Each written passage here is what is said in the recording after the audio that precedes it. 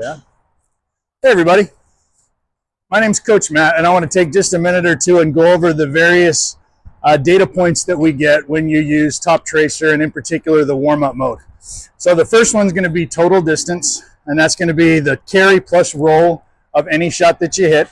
The great part about this mode is it doesn't know what target you're trying to hit it at. It just tracks the ball and then shows you all the rest of the targets that are there. Then we go to flat carry. On our range, it's a little different. Our landing area is about 2 yards lower than the hitting area. So flat carry is if that was to be an exactly flat surface, how far that would carry. The actual carry underneath that is how far it actually carried on the range. So notice there's about a yard difference there.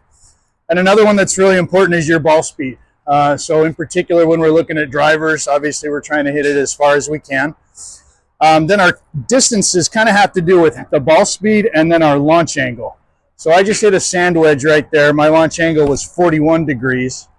Normally when we're hitting a driver, our launch goal is to get maybe 12, 13, 14, somewhere in that range, and then match it up with that ball speed to maximize our total distance. Curve below that is how far the ball curves from right to left or left to right. The great part about our system is it tracks what the ball actually does. So if there's a little bit of wind or something, it does take that into account, and it will affect the ball and the total distance and the total carry.